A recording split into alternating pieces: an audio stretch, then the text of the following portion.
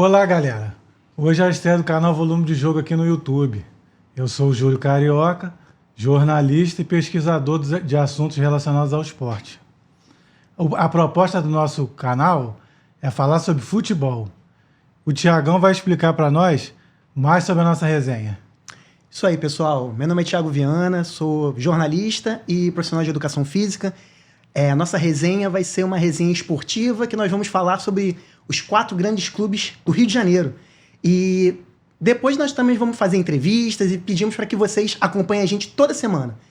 E, além disso, siga a gente aí no Instagram, @canal Volume de Jogo. O nosso Twitter está aqui embaixo. Se inscreve no canal, ativa o sininho, curte, comenta e compartilha. Tiagão, fala pra gente sobre o jogo do Flamengo e Palmeiras das oitavas de final da Copa do Brasil, a primeira partida. Beleza, Júlio. Então, o que aconteceu naquela partida? Parecia um time de profissionais, né, de um lado, e outro time sub-20 do outro. Na minha leitura, o Palmeiras acabou vindo com muitas diferenças no time titular, devido a alguns lesionados, né? E também tiveram o caso do zagueiro que teve um problema particular. E quem entrou no lugar deles, né, os substitutos, eles não deram conta, né?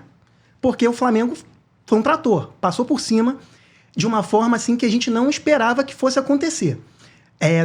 3 pontos específicos que a gente pode falar em relação a esse jogo. Primeiro, as dobras nos primeiros 15 minutos de jogo. O que seria isso? Pelo lado direito, o Gerson com o Varela.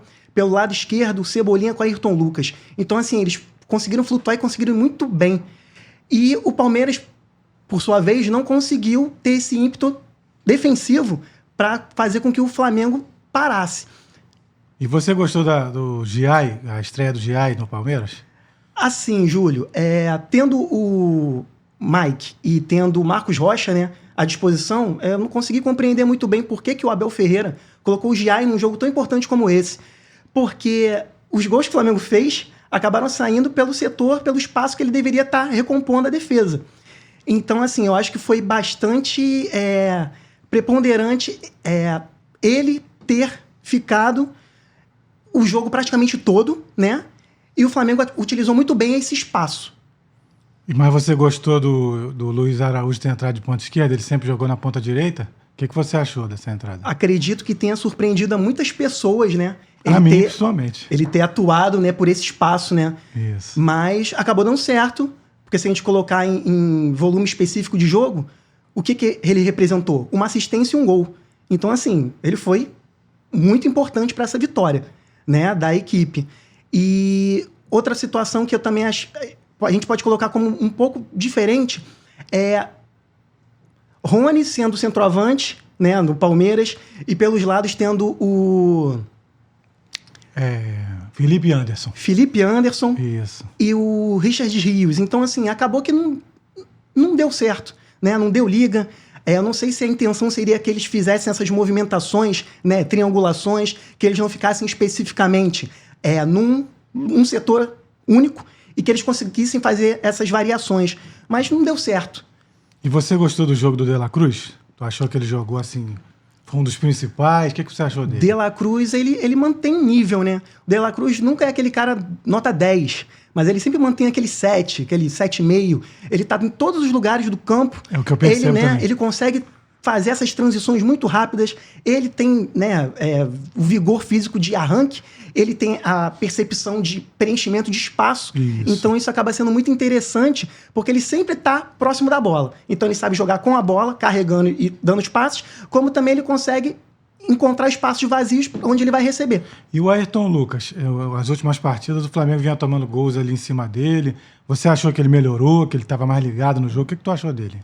Eu achei que o Ayrton Lucas foi muito bem, né, ofensivamente, principalmente no primeiro tempo, né, porque tiveram algumas situações de gol bem claras ali. O Flamengo poderia ter já conseguido 1 gol ou 2 gols logo no início da partida, porque ele foi bem, como dizem, agudo, né? Ele foi bem ao fundo e foi esperto. Ele tentou fazer a jogada e acabou que foi um repertório maior do que a gente espera dele. E pelo Palmeiras também ter ficado mais recuado, jogado para empatar ou para perder de pouco, ele também quase não teve que marcar ninguém.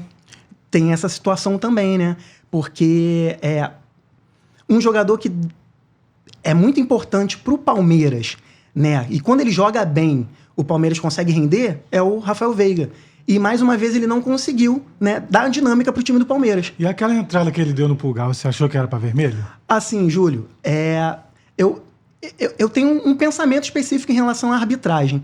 Ainda mais em momentos assim específicos que nem um clássico desse Palmeiras e Flamengo. Os dois principais times do país, né, no momento.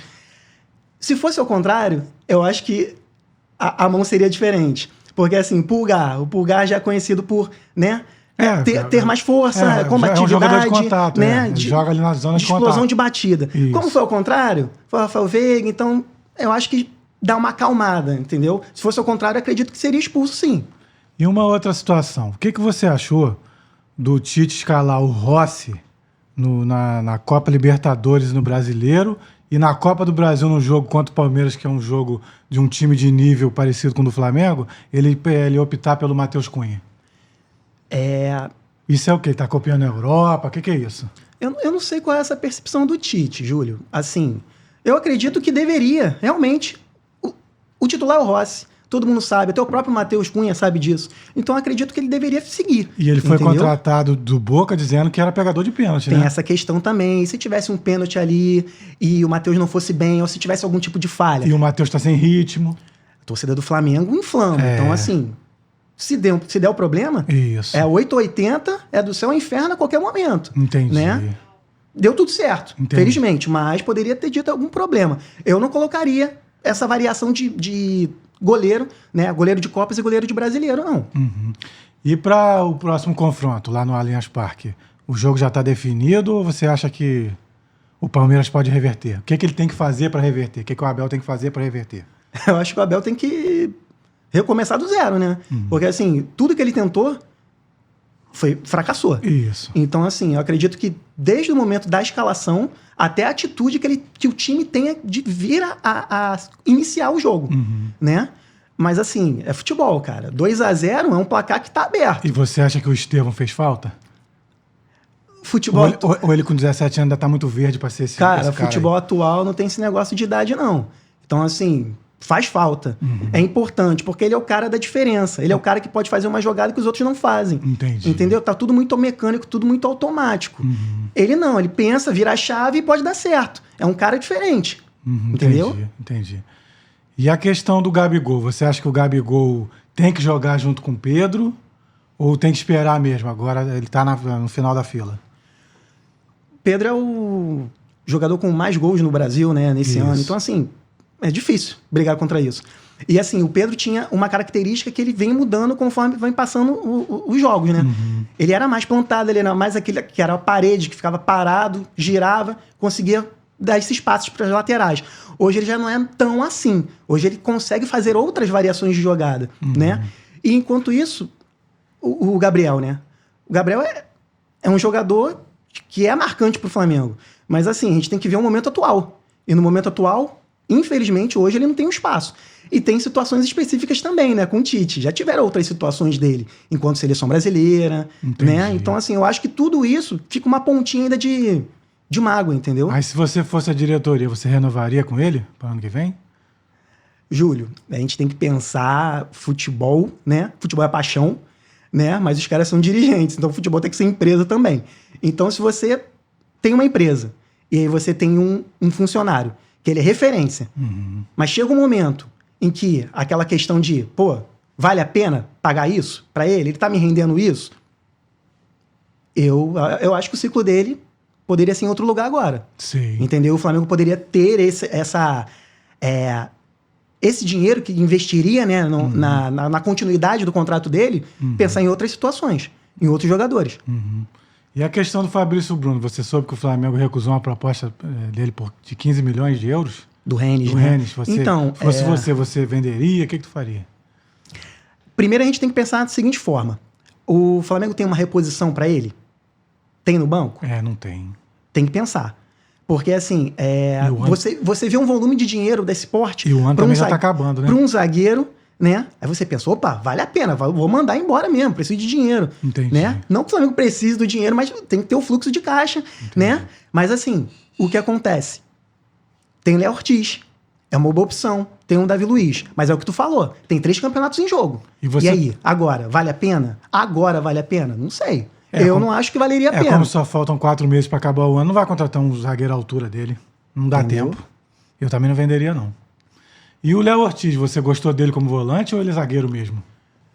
É um jogador que é versátil, né? Então ele não pode ser utilizado em várias outras formas dentro do Flamengo. Né? Um jogador que ele pode ser iniciado numa posição e conforme vai passando o jogo, ele muda. Então, assim, eu acho que ele pode tanto ser o zagueiro como ser o primeiro volante ali. Ele tem a qualidade para isso. Entendi. E a questão do Flamengo agora vai jogar com o São Paulo no Brasileiro, no sábado, às 9h30, e o Tite já falou que vai botar quase todo o time em reserva. Você é a favor de poupar? Agora o Flamengo até dia 21 de agosto parece que vai ter partidas decisivas, né? Quarta, domingo. Você é a favor de poupar? Ou o Flamengo tem elenco para disputar os 3 campeonatos? Tem chance de ganhar pelo menos um? O que você acha? Os principais times do país vão ter esse problema a partir de agora, né? Os times que estão em Copa do Brasil, Brasileiro e Libertadores vão ter esses problemas. Então, assim, priorizar, eu acho que seria interessante. Por quê?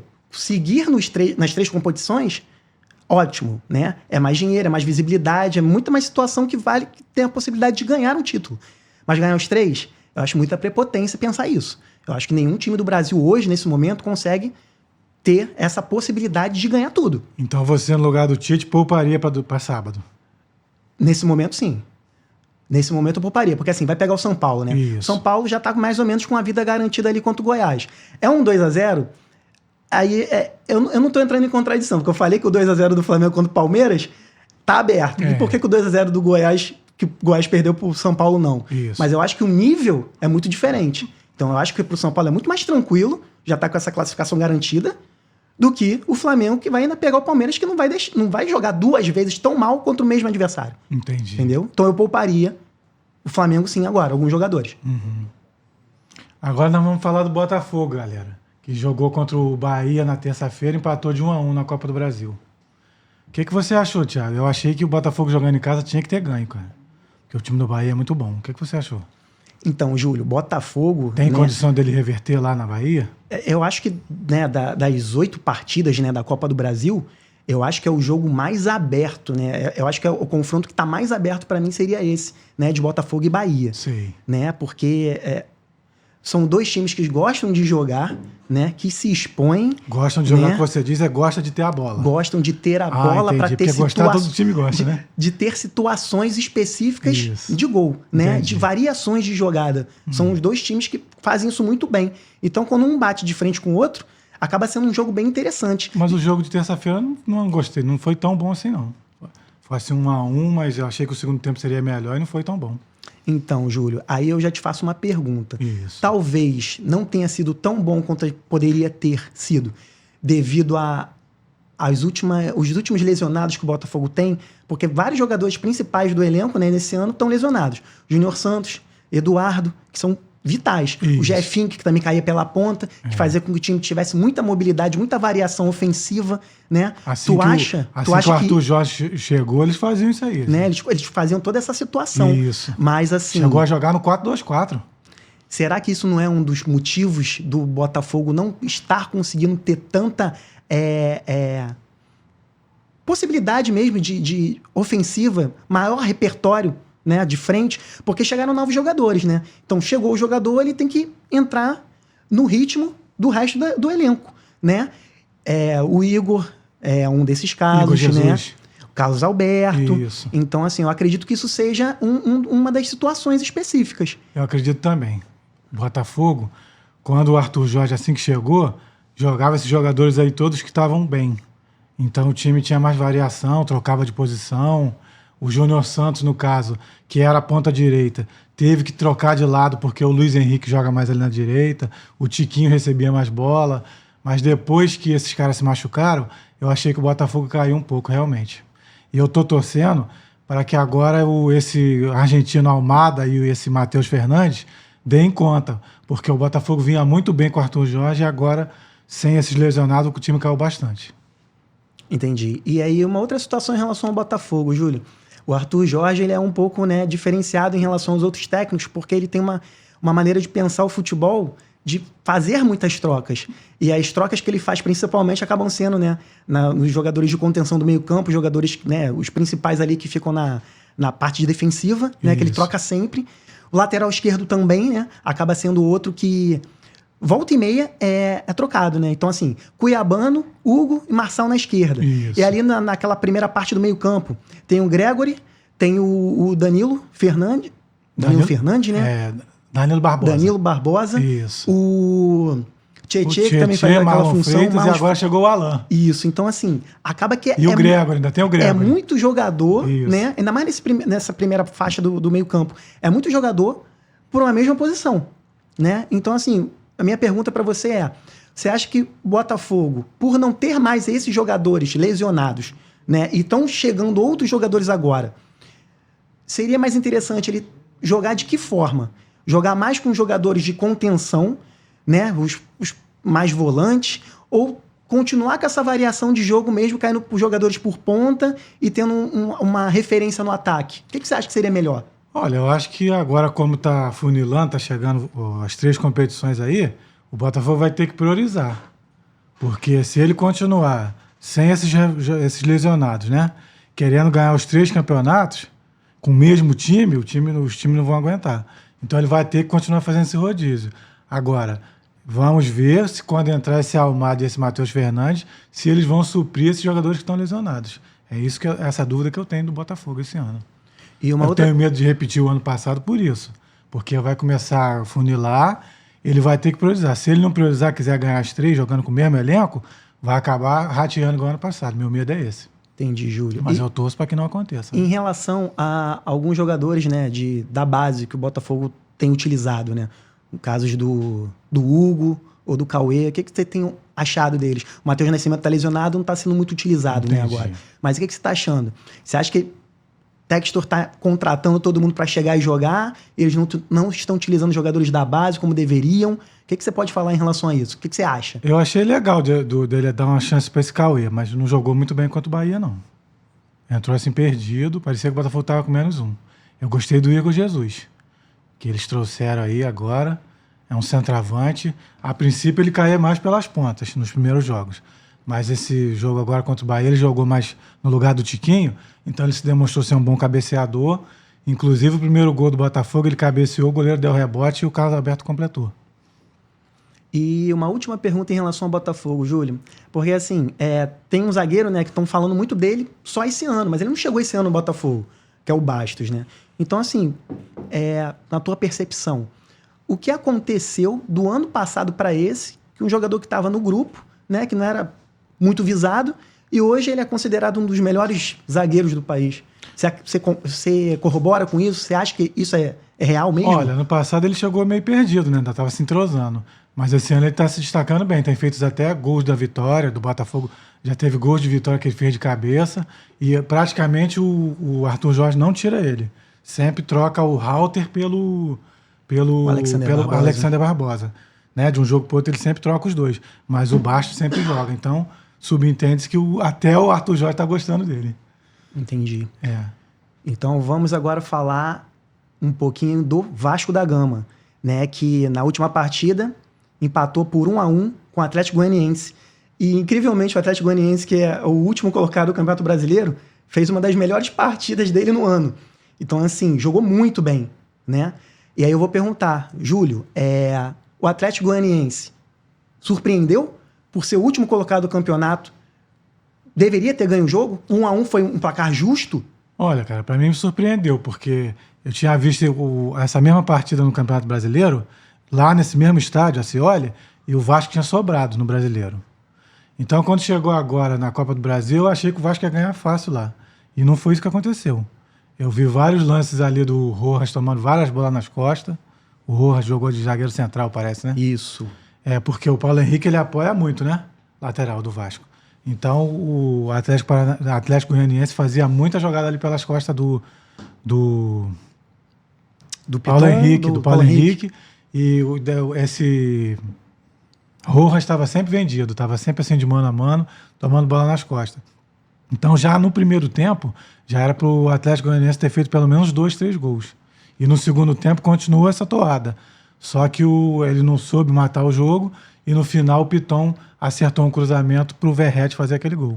Só que eu acho que o Vasco está com muita pouca variação de jogada, porque eles trouxeram agora o Coutinho, né? Estão com essa empolgação de que o Coutinho vai resolver junto com o Payet, mas eu não estou vendo isso não. E o meio de campo do Vasco com Cocão e o Hugo Moura, fica assim, a bola não chega nos caras de ligação. Então, com isso, não municia muito o Verratti. Então, o Verratti fica meio que isolado na frente, fica dependendo de lampejos do Piton poder acertar um cruzamento para ele fazer o gol. Então, para o Vasco, que é um time grande, eu acho muito pouco, tá com muita pouca variação de jogada.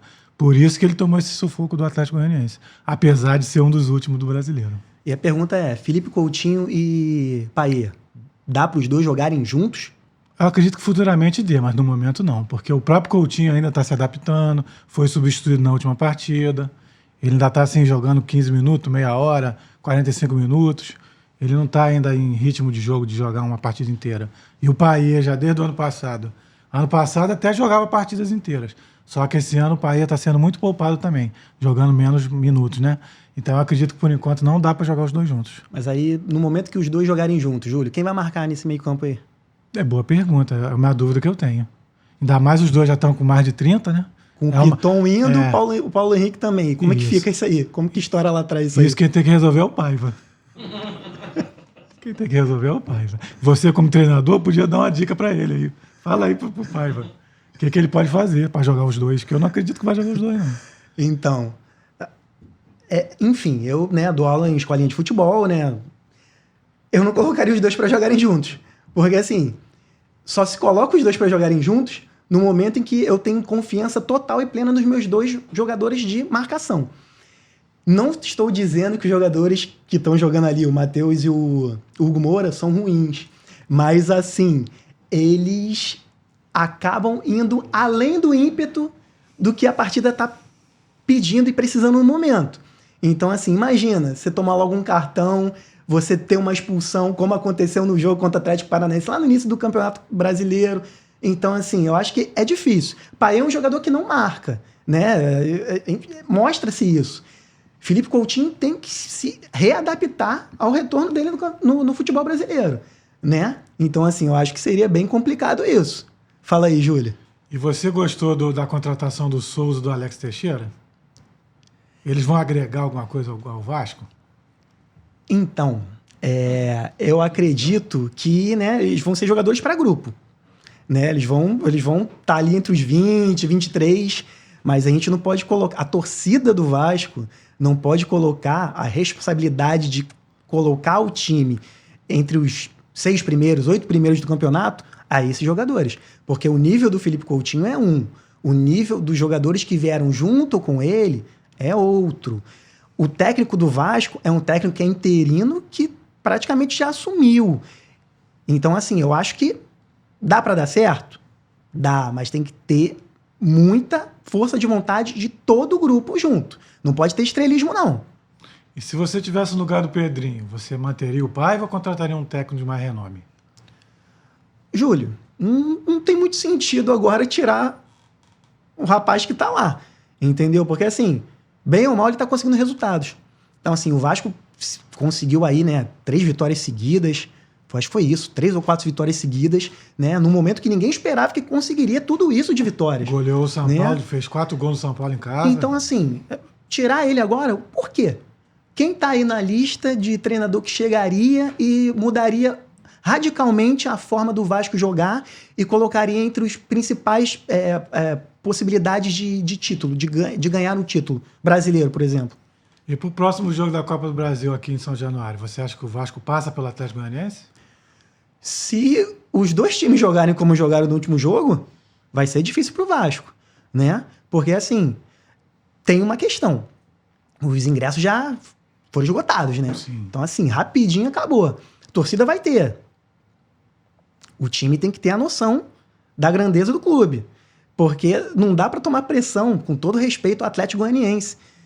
O primeiro tempo do jogo foi surreal. Luiz Fernando, que jogou no Botafogo, brincou ali, ele jogou muito. Ele caía pela ponta, ele caía pelo meio, podia ter feito gol.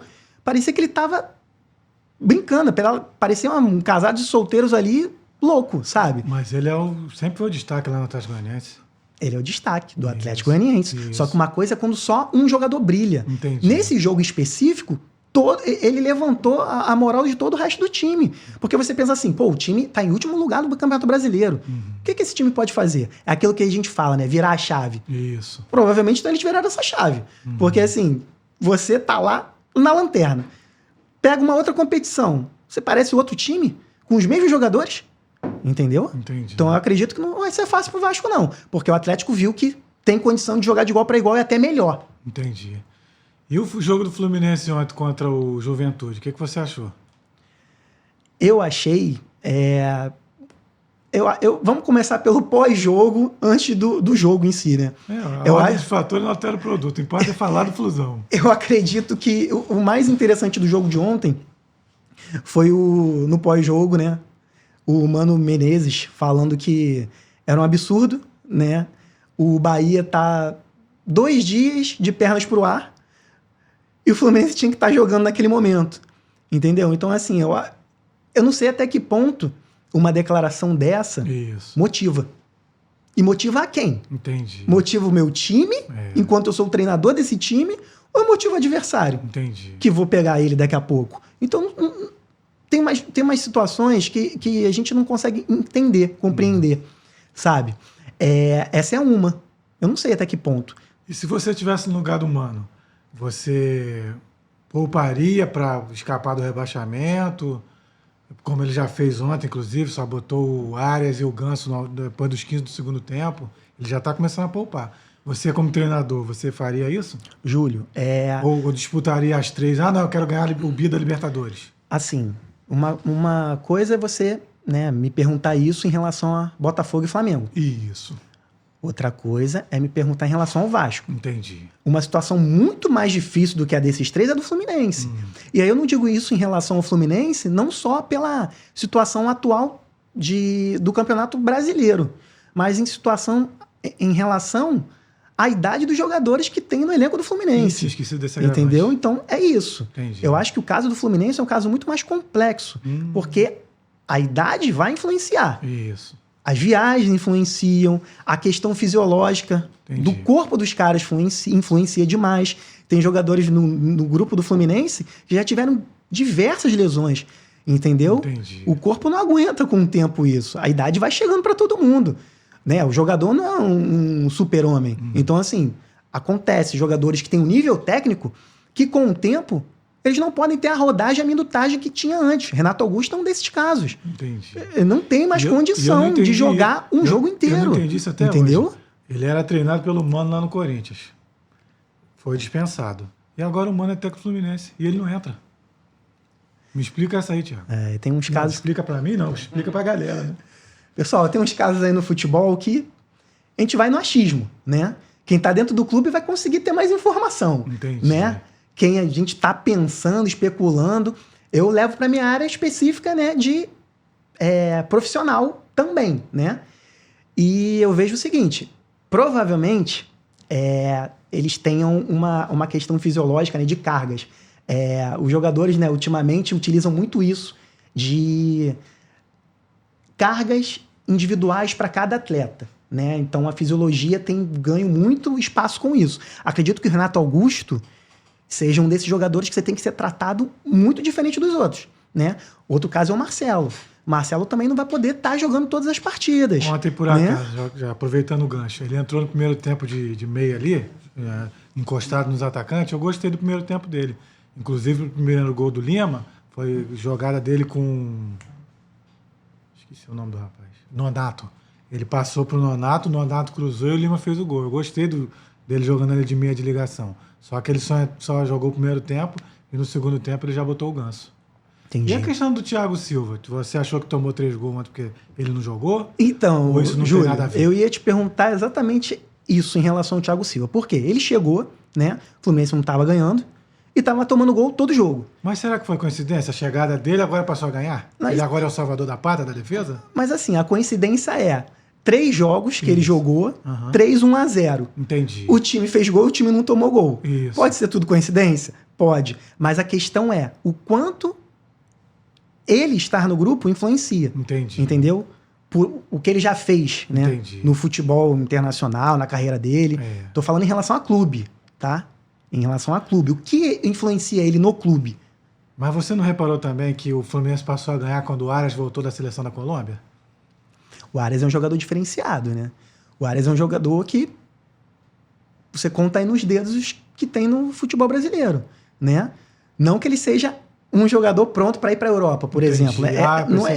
Pensei que ele já tivesse nesse nível. Não é nesse nível, né? Entendi. Mas assim, pro futebol brasileiro, ele é diferenciado, né? Ele é uma via de escoamento, ele é uma cabeça pensante que pode dar certo em uma situação de gol, né? Então, assim, porque não necessariamente ele é um daqueles tipos de jogadores que tem leitura de jogo. Isso. Então, o que seria isso? Ele não joga só com a bola no pé. Ah, tá. Entendeu? Ele pensa. Isso. Ele pensa, ele antevê a jogada.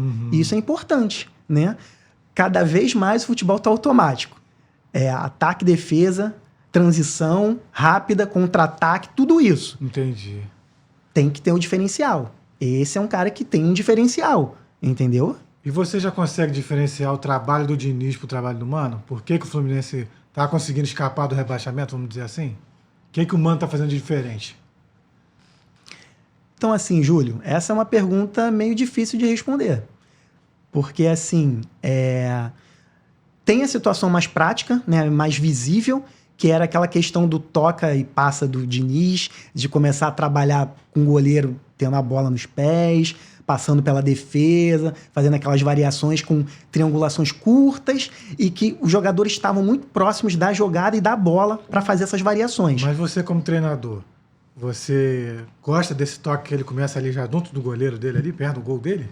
Não é meio arriscado não jogar assim? Eu acho que o maior problema do Diniz, na verdade, o maior problema é uma virtude, né? Porque assim, quando ganha é o gênio, quando perde é o burro, e a verdade é essa. Mas o futebol é assim. Então, É assim, normal. ele tem a convicção dele. Isso. Entendeu? Só que ele tem a convicção e às vezes ele não tem o material. Ah, entendi. Só que ele continua naquela convicção. Ele vai continuar daquele jeito. Entendi.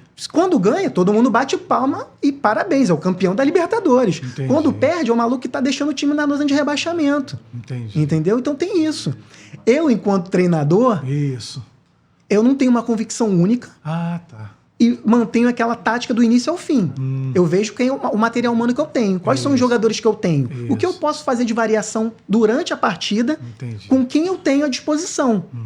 Mas cada treinador é um treinador, cada caso é um caso. Mas ele é dessa forma, entendeu? E o que você acha dessas novas nomenclaturas que estão usando aí hoje? Isso aí confunde mais o jogador para entender a tática? Ou o pessoal hoje já entende logo essas novas nomenclaturas que o treinador passa aí, de instrução?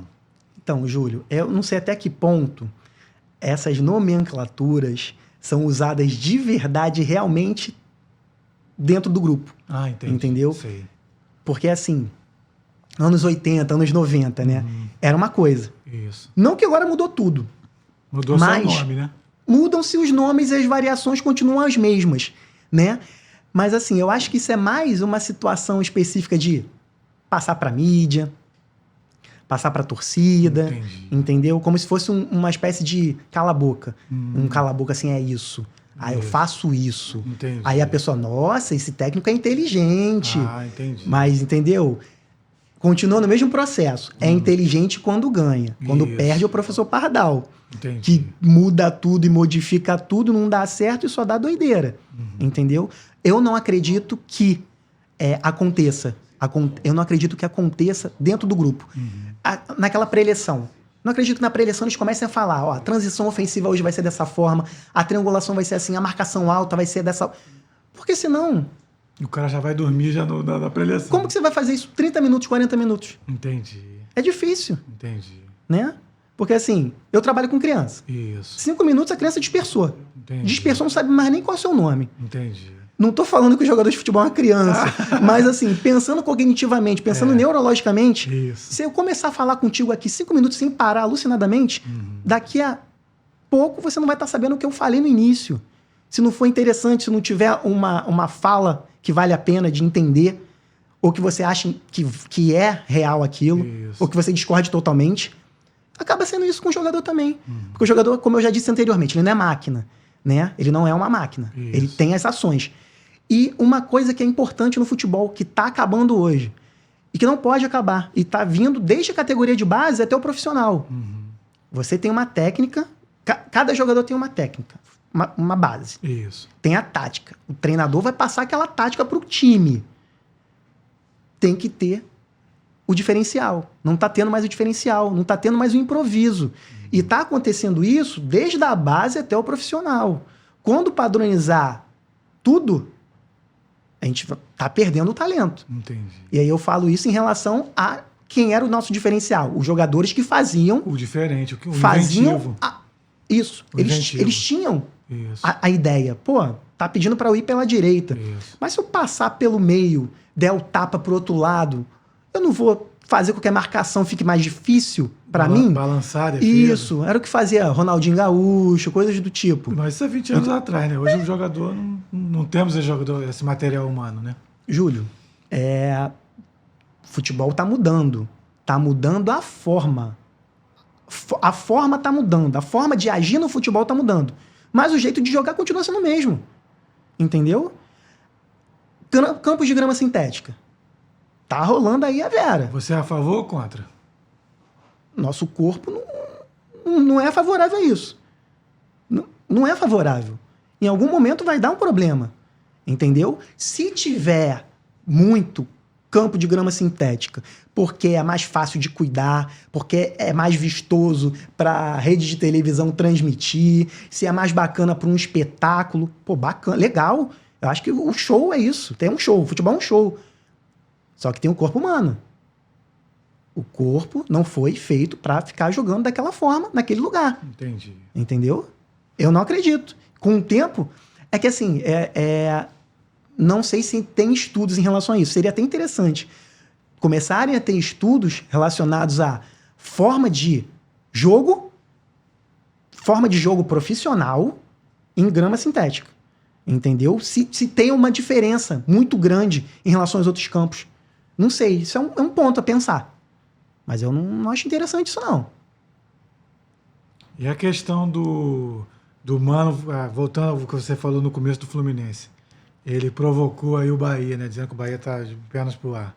Você acha que com isso vai motivar o time do Bahia, que já vem de um bom resultado aqui no Rio de Janeiro contra o Botafogo, ou o Fluminense é favorito já para ganhar mais uma partida aí e já sair da zona de rebaixamento? Júlio, o Bahia acho que chegou no outro nível também do futebol brasileiro. Não tá lá no padrão de Flamengo, Palmeiras, Botafogo, mas está no segundo escalão. Não acredito que hoje o Bahia precisa de uma fala de um técnico adversário para se motivar. Entende? Eu não acredito. Bahia, Fortaleza, são times de uma outra região, né? Estão fora do eixo do Rio-São Paulo, mas hoje eles conseguem caminhar com as suas próprias pernas, tem uma forma, né, de comando, tem elenco, e eu não acredito que eles deixem muito a desejar a vários outros times, não. Então eu não acredito que escutar isso vai fazer com que eles tenham mais vontade ou menos vontade na partida. Entendi. E a questão da próxima rodada do Brasileiro? Você acredita que o Botafogo ganha do Atlético Goianiense fora, o Flamengo ganha do São Paulo fora, o Fluminense ganha do Bahia e o qual é o outro? O Vasco ganha do Bragantino em casa? O que você acha da próxima rodada? Assim, só como palpite. Eu acredito que os times vão estar pensando muito, né? Lembrando que o Flamengo vai botar time em reserva. Se não todo, mais da metade. Eu acredito que os times vão estar pensando muito realmente na Copa do Brasil, né? Porque, assim, tem a questão da premiação, né? Tem a questão de passar de fase, tem a questão do imediatismo que o futebol precisa, né? Pensando dessa forma, os times que vão jogar fora de casa, eu acho que vai ser um pouquinho difícil para saírem com vitória. Os que vão jogar fora de casa. No caso, o Botafogo, o Flamengo, só, né? Então você acredita que o Fluminense e o Vasco ganhem? Acredito que sim. Entendi. Então, galera, o volume de jogo de hoje está chegando ao fim. Se inscreve no nosso canal, ativa o sininho, curte, comenta, compartilha e segue a gente lá no Instagram, @canal Volume de Jogo. Tá bom, galera? Um abração. Pessoal, então, complementando, né? Esse é nosso programa 01. Toda semana a gente vai estar aqui e a gente confia, acredita que vai dar certo. Esperamos que vocês estejam com a gente também. E até mais.